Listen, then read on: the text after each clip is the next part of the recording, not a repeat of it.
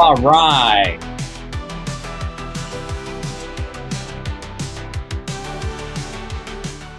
All right. Here we go.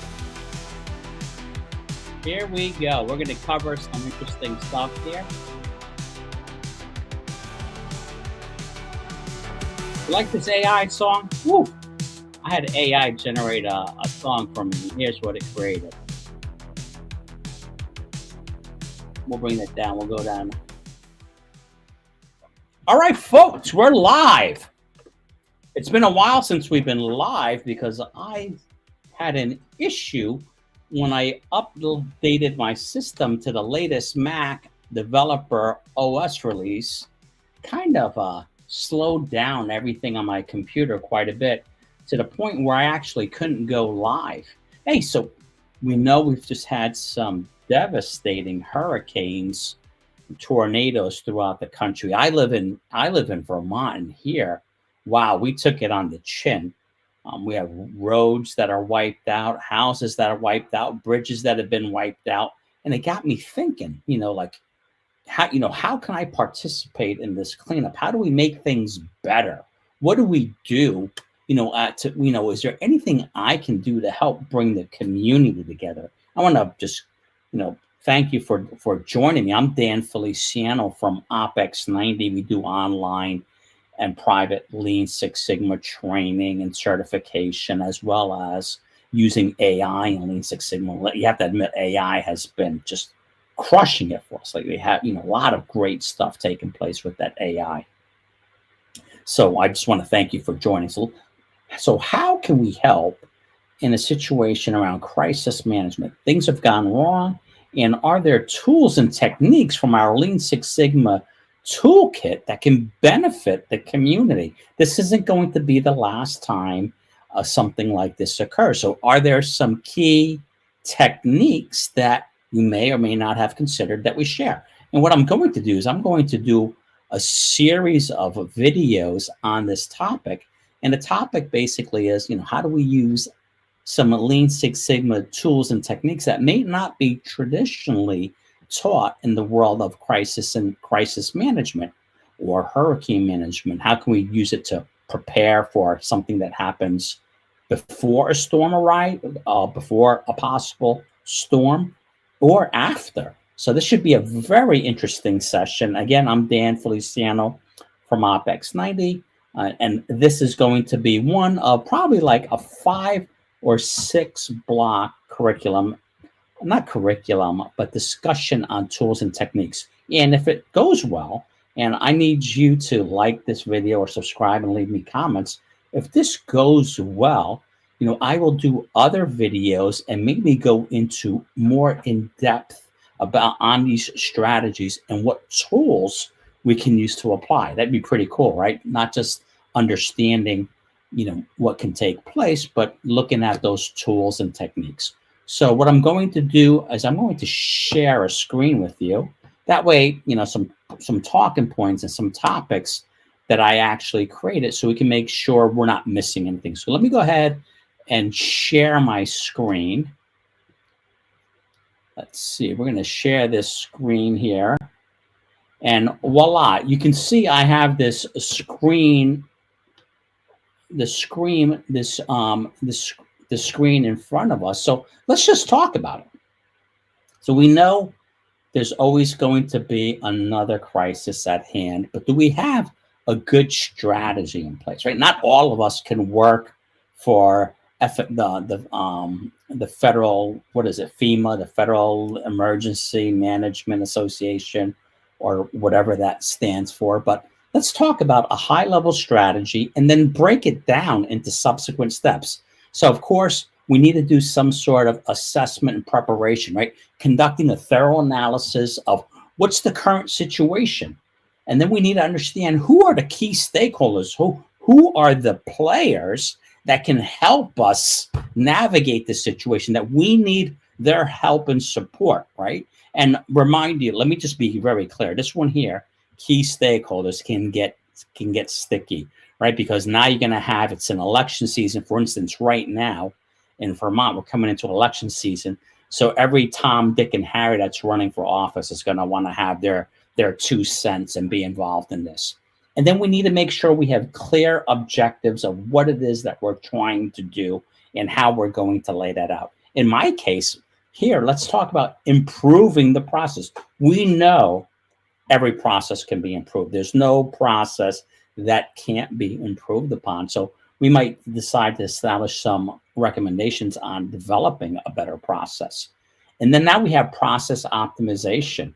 How do we streamline our response and our workflows? How can we get together as a team and say, here are the activities and tasks that need to be done, and how can we coordinate ourselves to ensure they're being done appropriately, right? It's easy to say, here's what needs to be done, but how do we make sure that we have the right players, we understand the requirements of that process and how it should flow? There's some great Lean Six Sigma tools that can help optimize that process as well as proactively identifying gaps. And then, of course, we want to make sure we standardize this. If we don't have a standardized process, we're winging it. We're playing whack-a-mole, and we can never improve. So if we have a standardized process that we're using, we can make improvements to the entire organization. If we leave every town, every state to their own device, they're going to be doing things haphazardly. And how do we make sure we get economies of scale and efficiencies, right? And that's what we're really trying to do. So we want to make sure we can standardize those procedures.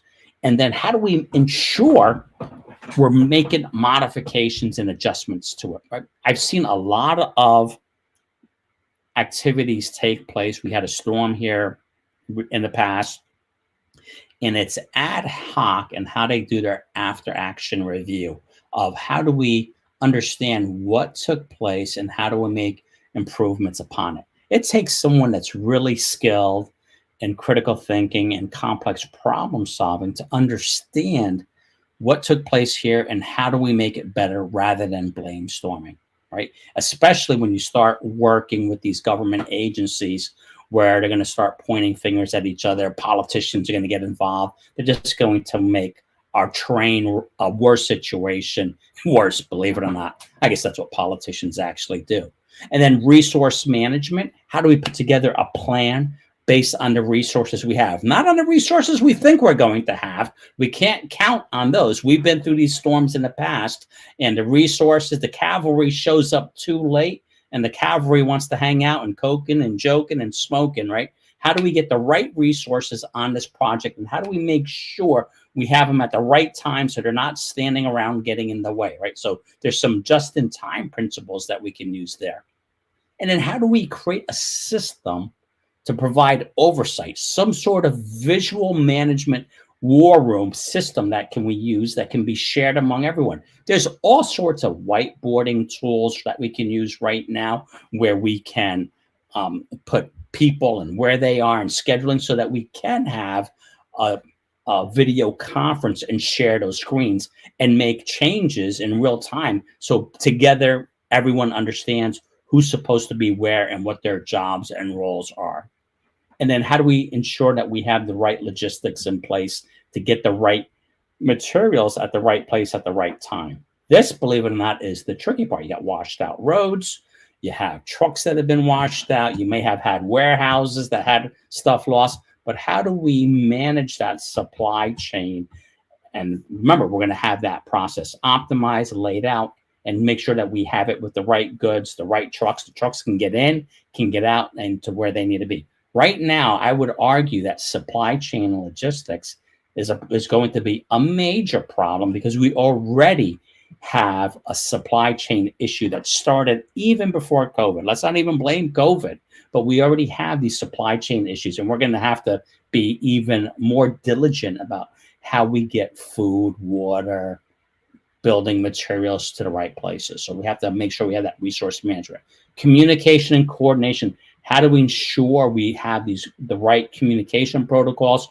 What's going to get communicated to whom? How it's going to be communicated? Who's going to answer those questions? What gets discussed? What doesn't get discussed? How do we handle rumors? How do we keep the politicians out of it, putting their own spin on it? Remember, every time there's a disaster, there's a politician that's trying to feign concern and really looking to get some votes, right? And we've seen that quite a bit. We've seen that here in the state of Vermont quite a bit. And then ensuring that we have these visual management tools and real-time processing. We should be able to go to a dashboard in real time and see what's taking place there, right? Those things, again, are easy to set up. There's tons of tools that we can use. There's free tools. There's all sorts of Google Sheets, Google Docs. If we're going to let bureaucracy get in our way, we're not going to get anywhere. So let's figure out what we can use, how to use it quickly, and agree to move forward rather than get tied down in bureaucratic nightmares, right? Which unfortunately happens quite a bit.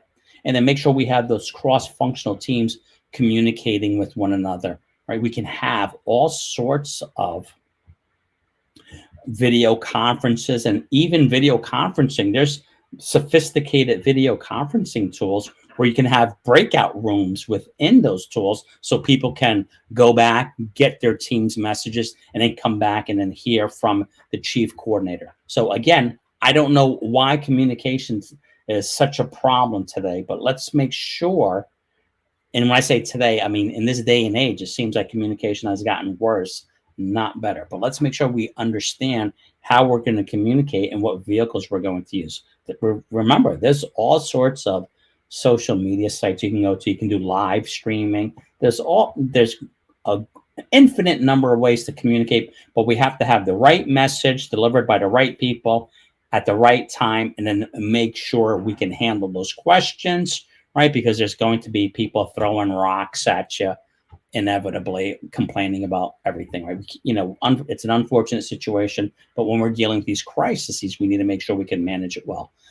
What technology are we going to use to analyze the data and do some sort of decision support? Again, there's hundreds of apps and tools out there where we can start aggregating information, having conversations, and dare I even say AI, where we can start gathering all this information and having the AI help us create a plan and coordinate better.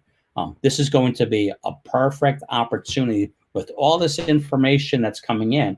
It's going to be hard to sort out, but AI can do a great job of quickly sorting it out and giving us an initial, initial look at what a plan might be and what a communication strategy might look like. And then, of course, how do we measure our performance? What are going to be the metrics that we're using to ensure, number one, that we're helping the right people at the right time. We're doing the best of our ability. Number two, that we're using the resources effectively and efficiently. And number three, and more importantly, how do we continue to build on this process going forward, right? So that's just a basic strategy. You can create your own, right? But why would you? This isn't the time to be creative. Let's use what's already existing out there. So let's think about it. I just said assessment preparation is the first thing. There's tools like value stream mapping that we can use to understand the process, the people, and the constraints that are taking place. We have a tool called the voice of the customer to help us understand how to engage the key stakeholders, right? And the decision makers in this process and getting their input and insights and then synthesizing that information. Again, great surveying tools that can be used, and AI again can help us automate this, right? This is just a few of the lean tools that Lean Six Sigma tools that we have at our tree. A critical to quality tree is going to be a quick way. You'll hear people and you hear politicians talking these nebulous terms. We need to get down to something that's actionable, measurable, that we can actually use and go ahead from. So we need to say, rather than, we have an affordability crisis, we need to be very specific about how we're going to measure that and what that looks like. So we can use this critical to quality tree. It's a very simple tool. Very quickly, we can learn it and use it to move forward. And then, of course, we have to have these methodologies to improve the process and make sure we're systematically tweaking those workflows. So the plan that we put in place, this initial crisis management plan, might be a great starting point, but we're going to have to tweak it along the way. And we want to make sure that we're data driven, right? And again, You've heard my past videos, you know, critical thinking, complex problem, data literacy, data analysis. Everyone claims to have that, but you I doubt that. I would say that 5% of the population actually have it, yet 95% think they have it. So we have to have some sort of framework in place to ensure we're driving improvement so that we can take care of those people in needs. Standard work. I'm moving down process optimization. Let's try to standardize the work as much as possible so that we're not misinterpreting things or have different definitions of the situation. So standardizing work doesn't have to be a long drawn out event. We don't need to have like I live in Vermont, there's a committee for a committee for a committee, and it seems like nothing gets done, right? So standardized work, we can quickly put that in place and make sure things are going. And then Kaizen is another type of framework where we're constantly making improvements to the process in real time so that we can really help those people that are in need. Resource management. This becomes another one. How do we get the right people at the right location at the right time? I used to be the director of medical economics for a healthcare company, and we always used to say, our chief medical officer would say, I want the right treatment at the right location at the right time. The same goes here with resource management. It's just like supply chain management. Let's make sure we have the right resources at the right time, and let's not waste a bunch of resources by having excess materials.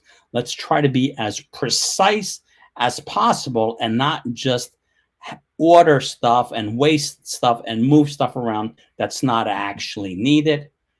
We have this other tool that we can use for resource management called the 5 S's. This is a way of organizing and structuring our work so that it's standard and repeatable. We can set up a standard office. Think about it as a